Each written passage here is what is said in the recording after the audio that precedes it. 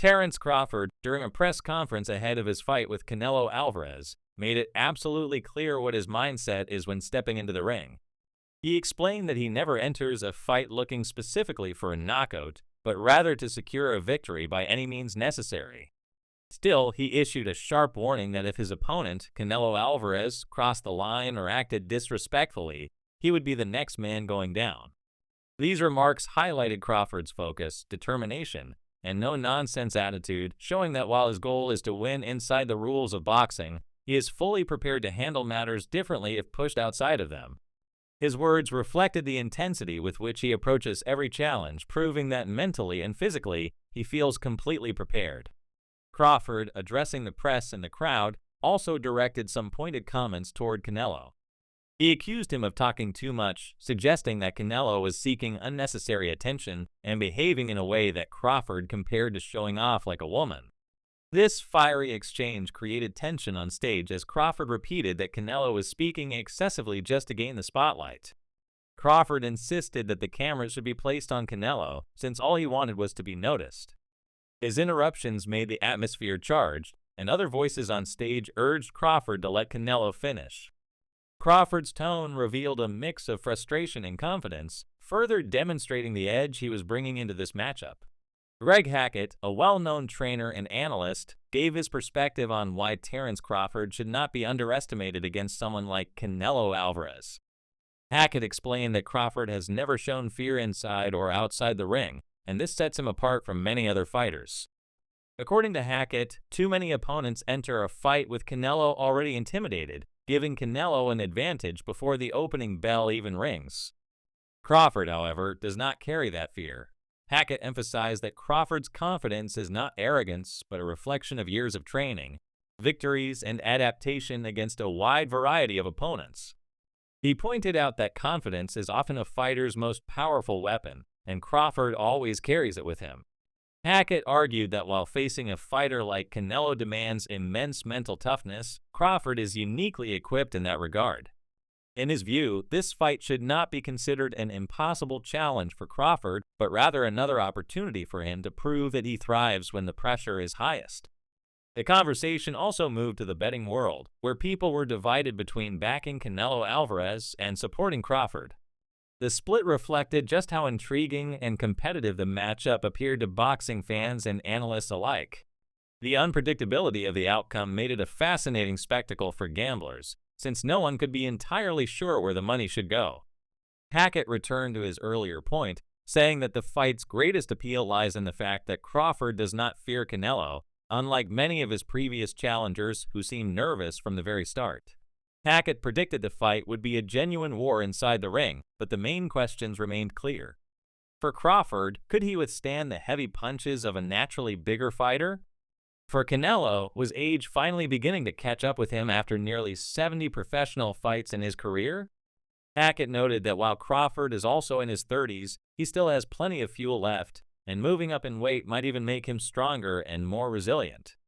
Crawford showed in the Errol Spence fight at 147 pounds that he could adapt and dominate, and Hackett believed stepping up to 168 could similarly showcase Crawford's sturdiness. Adam Smith, a respected voice in boxing commentary, added his own thoughts. He described the potential fight between Terence Crawford and Canelo Alvarez as monumental for Crawford, a massive leap in competition and weight, but still winnable. Smith praised Crawford's high boxing IQ, calling it among the very best in the sport. He highlighted Crawford's unique ability to quickly adjust to opponents, exploit weaknesses, and outthink whoever stands across from him. Speed, Smith argued, would be Crawford's greatest weapon against Canelo. Though Canelo is an exceptional defensive fighter, his defensive style sometimes leaves openings that a sharp and fast fighter like Crawford could capitalize on. Smith said he believed this fight might ultimately be decided on points, with Crawford's superior intelligence and adaptability allowing him to outmaneuver Canelo across 12 grueling rounds. He suggested that if the fight went the distance, Crawford had a real chance to claim a decision victory. Smith concluded by saying this matchup had the potential to be one of the most thrilling contests of recent years, with both fighters pushing each other to their physical and mental limits. As the September 13th fight date approached, excitement began to build. Some called it the fight of the century. Still, there were opinions that the matchup had somewhat flown under the radar compared to other bouts that had drawn larger mainstream attention. For example, in Britain, fights like Eubank versus Ben had received heavy publicity, especially with casual sports fans. Yet, despite this, many experts agreed that Crawford versus Canelo was a far better boxing contest in terms of skill and intrigue. The Ring magazine even dedicated an entire issue to the matchup.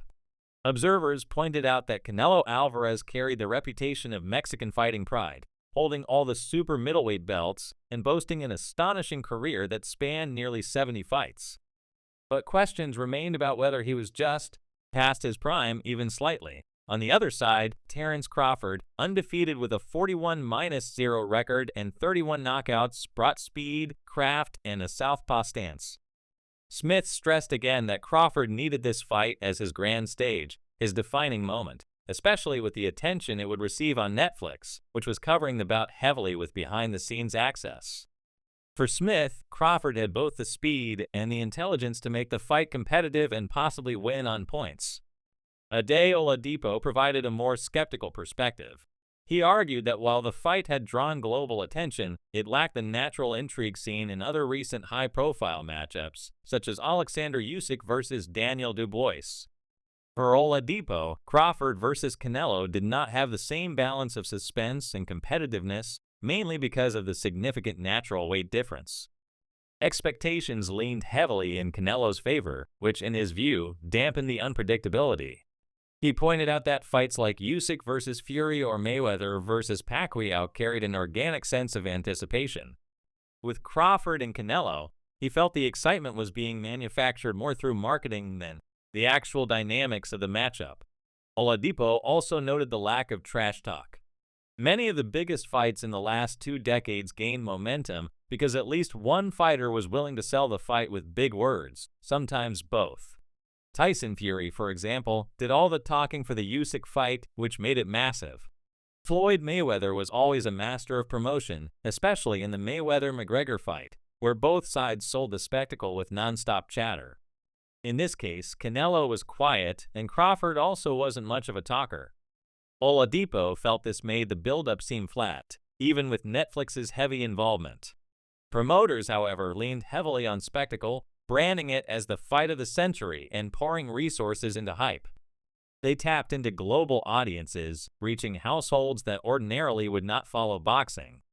Netflix provided unprecedented coverage, building a narrative through documentaries, interviews, and press conferences, blurring the line between sports and entertainment. Critics, though, such as Oladipo, argued that while this helped boost attention, it still did not give the matchup the kind of organic excitement boxing's biggest fights usually carried. Veteran boxing analyst Bernstein also gave a candid view. He said that despite all the promotion, this was not the fight the boxing community had truly been waiting for. Fans had expressed more interest in seeing Crawford face opponents in his natural weight class, while Canelo had been expected to take on other challengers closer to his size, like David Benavidez. Bernstein explained that Crawford versus Canelo was not a fight people had been demanding, but rather a matchup that promoters put together because of their pound-for-pound rankings. However, Bernstein also admitted that sometimes fights that aren't on everyone's radar can still make sense once they are announced. He noted that ticket sales at Allegiant Stadium in Las Vegas were very strong, with tens of thousands of seats already sold. That fact proved the fight had managed to capture attention, regardless of whether the initial demand had been organic. Bernstein concluded that the true test of the fight's magnitude would be how much mainstream sports media covered it as the date approached. A common thread among many critics was the perception that while the fight would draw a large audience, it might ultimately be predictable because of the size and weight advantages favoring Canelo Alvarez. Crawford moving up 2 weight classes to 168 created serious doubts about whether he could handle the punches of a naturally bigger opponent. Supporters argued that if Crawford managed to overcome those disadvantages and pull off an upset, it would go down as a historic win, cementing his legacy and shaking the boxing world. However, if Canelo won easily, as many expected, critics would dismiss the fight as inevitable and not worthy of its grand hype. The excitement, therefore, rested on the possibility that Crawford could defy the odds. Observers also noted Crawford's physical transformation leading up to the fight. Training footage and photos showed him looking absolutely shredded at around 175 pounds, with more muscle mass in his shoulders and neck and a thicker overall frame. This reassured fans that he was not going into the ring undersized. Analysts explained that his midsection looked larger mostly due to water weight, and he would likely cut down to 168 for the official weigh-in. Crawford's dedication to strength and conditioning programs showed that he was taking the challenge very seriously, preparing to neutralize Canelo's physical advantages without losing his own agility. This transformation sparked debates about whether size would truly be the decisive factor once the two men stepped into the ring. Canelo Alvarez's pedigree, however, could not be ignored. Having turned professional at just 15 years old, he carried decades of experience and had fought some of the greatest names in boxing. Known for his granite chin, elite counterpunching, and the ability to adjust mid-fight, Canelo represented the ultimate test for Crawford. While Crawford is celebrated as one of the most intelligent and adaptable fighters in history, critics warned that facing Canelo was not like facing any other opponent. Canelo had taken far less punishment across his long career than many fighters with fewer bouts, meaning he was still fresh despite nearly 70 fights. He also had the advantage of experience under the brightest lights, fighting in front of massive crowds of 70,000 people or more, something Crawford had never done on this scale. Canelo, representing Mexican pride with legions of passionate fans behind him, would be entering the ring as both the bigger and more experienced fighter. Supporters of Crawford counted that his technical brilliance, speed, and IQ could still overcome those challenges. They argued that boxing is not just about size, but also about skill, strategy, and execution. If Crawford could use his movement, defense, and counterattacks effectively, he might neutralize Canelo's strengths and claim a decision victory. But critics pushed back, saying this was easier said than done. Facing a natural 168-pounder like Canelo, who could cut off the ring and land heavy counters, was far different from dominating welterweights like Errol Spence. As the fight approached, fans, analysts, and fighters remained split in their predictions. Some believed Crawford's speed and intelligence would allow him to pull off the upset of the decade. Others were convinced Canelo's size, power, and experience would be too much for Crawford to overcome. What was certain, however, was that this fight, whether born from demand or promotion, had captured worldwide attention and stirred debates that would not be settled until both men stepped into the ring on September 13th.